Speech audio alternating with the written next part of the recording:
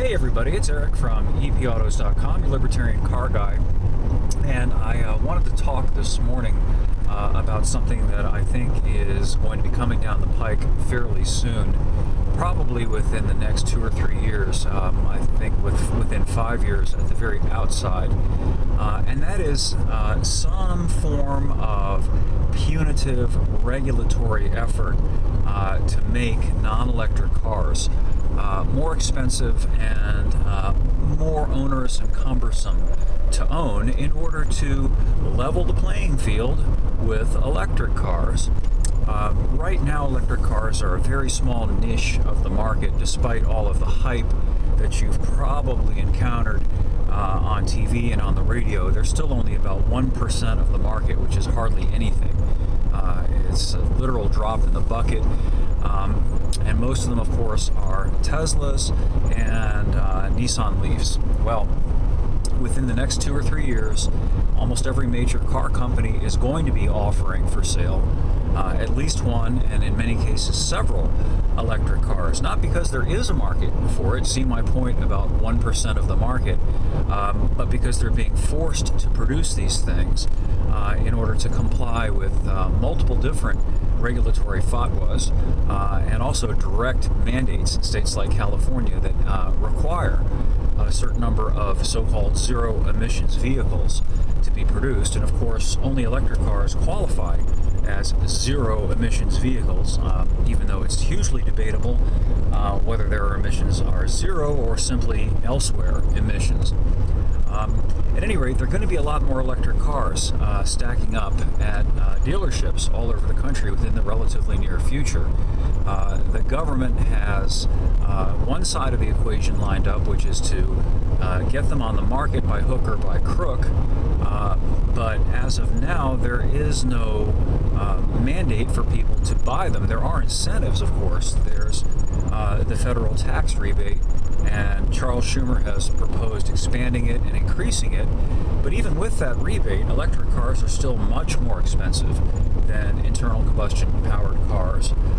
And the economics of them are just unfavorable. And of course, you've got all of the functional issues that continue to create disincentives for most people to buy an electric car, because most people don't want to have to worry about their vehicle's range all the time. And I think more significantly, they don't want to worry about having to sit and wait for half an hour or many hours or overnight to recharge the battery.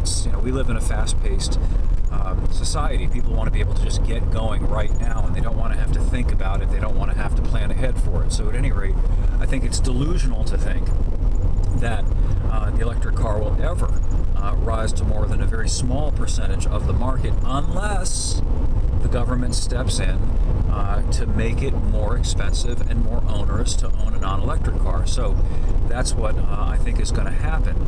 I think that the government and the corporations, largely the same thing nowadays, have figured out that it's far more effective to regulate things that they don't like out of existence rather than to outright ban them, which might actually cause some pushback. It's a bit too obvious. I'll give you an example that I think will scale or extrapolate to this car business, and that is that it's not illegal in most states to own a select fire rifle, for example, a rifle that can fire automatically, or a 50 caliber rifle, things like that. You can legally own them, provided you pay an exorbitant fee to the federal government and you submit to all sorts of draconian, endless, tedious paperwork. If you do all that, yeah, they'll let you have one of those types of firearms. And I foresee something like that happening with internal combustion powered cars. For example, they could impose a massive separate registration fee on non-electric cars and claim that that's kind of a polluter's tax, if you like, because of course carbon dioxide is a dangerous pollutant. I won't get into that in this rant, but at any rate, they could do that. They could say that if you want to continue driving your ICE car, that's fine, but you're going to have to pay $2,500 a year, let's say, in order to renew your registration. If they did something like that, all of a sudden the economics of the electric car become that much more favorable. Of course, another thing that they could do is simply pass laws that say, yeah, you can have your electric car, it's fine to possess it, but you can't drive it here or there. They're already doing this kind of thing in a number of European countries and cities. For example, in Paris, they have restrictions on where diesel-powered cars can go, and I think they're already imposing similar restrictions on internal combustion-powered cars generally.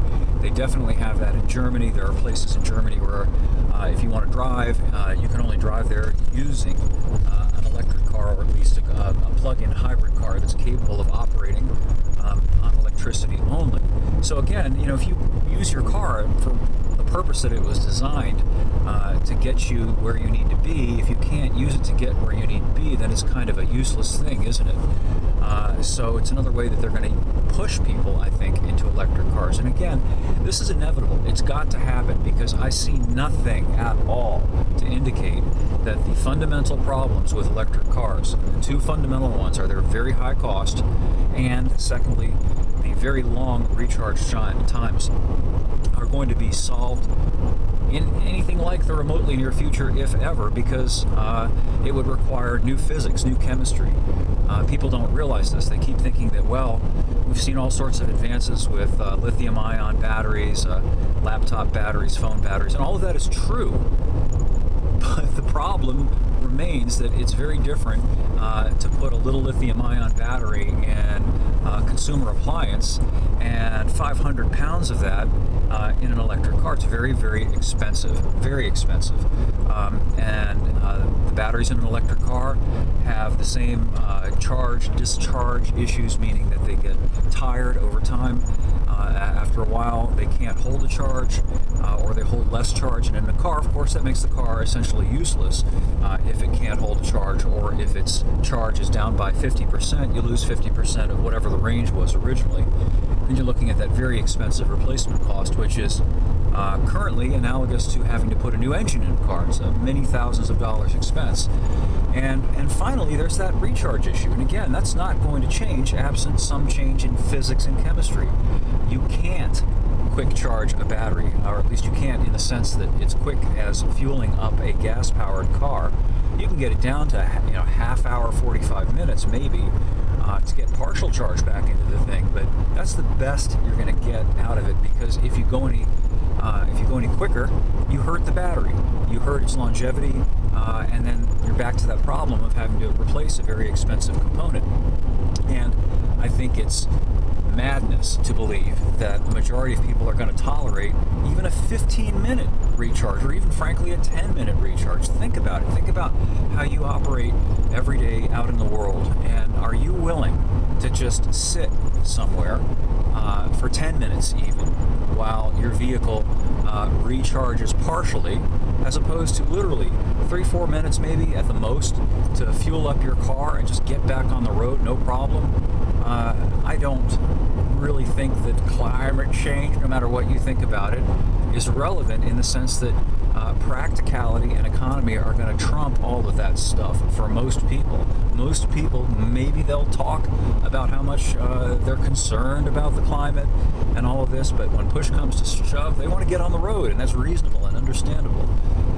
So at any rate, that's what I foresee coming. And I'll probably have more about that up on the site, epautos.com. I just posted something that you might find of interest about why there are no air-cooled car engines anymore, and very few air-cooled motorcycle engines. So thanks for listening, and thanks for coming over to the site, and we'll catch up with you again soon.